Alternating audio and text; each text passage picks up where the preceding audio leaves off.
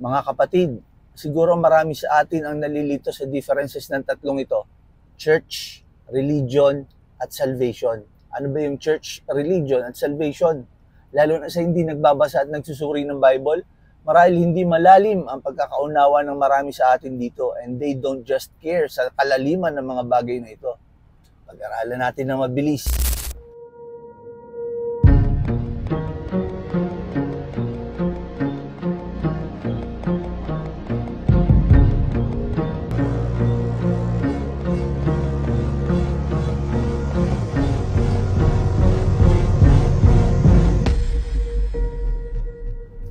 Ephesians 2, verse 8 to 9.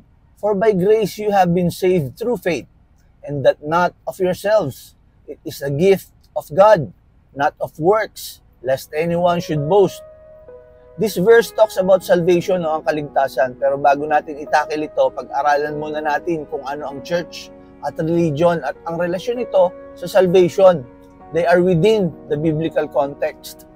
Ang church, ayon sa New Testament, ay collective body of believers, gathering of people who believe in Jesus Christ, or seen as spiritual fellowship of Christians. Hindi ito simbahan. It goes beyond the physical structure.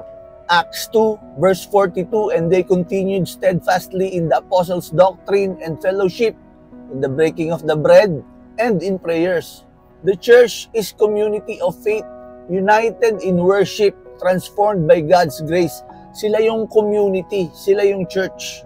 Ang religion o relihiyon naman ay encompassing na paniniwala o beliefs, practices kung ano yung ginagawa nyo, at systems of worship, sistema ng inyong pagsamba. These are all tied up to the understanding of God. Sa James 1 verse 27, mababasa kung ano ang itsura ng tunay na relihiyon. Nakasulat, pure and undefiled religion before God and the Father is this. Sabi, ang practice at sistema daw ng pure religion ng Diyos ay ito, to visit orphans, widows in their trouble, and to keep oneself unspotted from the world.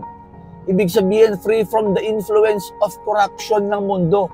So, it involves ethical living and care for others.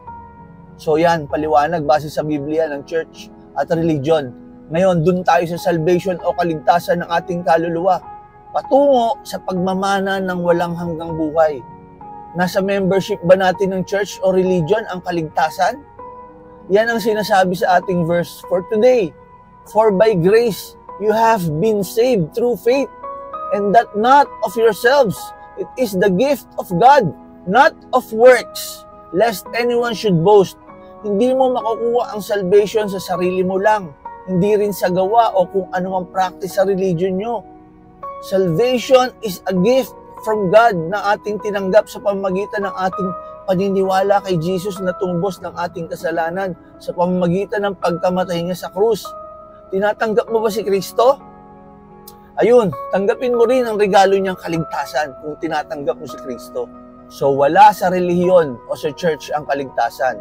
Kasi nga, what if kasapi ka ng relihiyon o miyembro ka ng gathering ng believers of Christ, pero ikaw ay manggagawa ng kasalanan, nakikiapid sa asawa ng may asawa, mandaraya, nagbibisyo, nagsusugal, matindi pa ang kriminal ka, karnaper, kidnapper, pumapatay ng tao, di ka pa nahuhuli, pero nagsisimba ka. Maliligtas ka ba ng relihiyon nyo? Siguro pwede kang maitago ng relihiyon nyo, samahan nyo o ng church nyo, pero di ka makakapagtago sa Diyos. In essence, ang church ay channel of God's grace, which plays a crucial role where believers can learn about God and participate in Christ's work of salvation. Pero ultimately,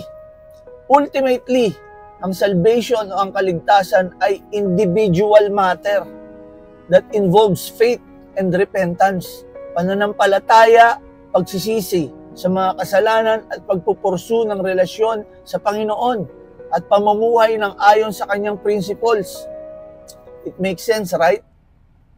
Tara kapatid, manalangin tayo.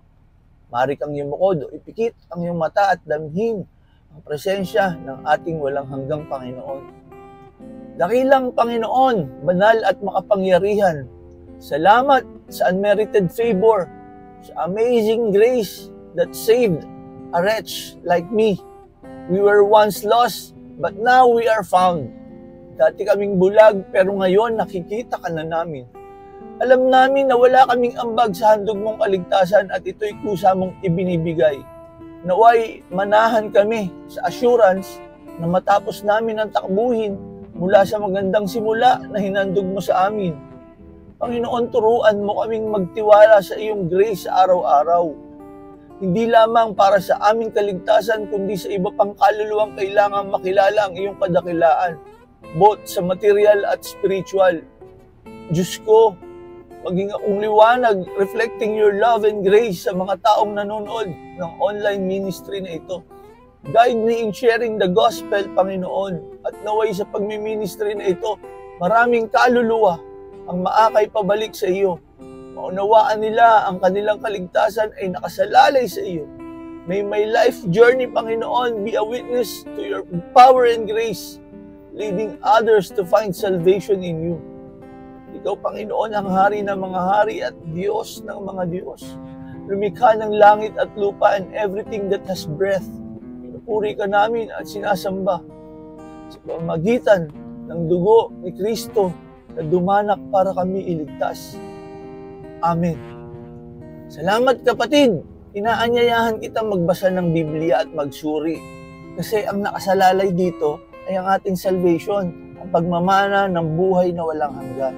Ganun pa man, araw-araw tayong magkita dito sa Daily Word upang tayo ay mas lalong lumakas sa ating spiritual journey.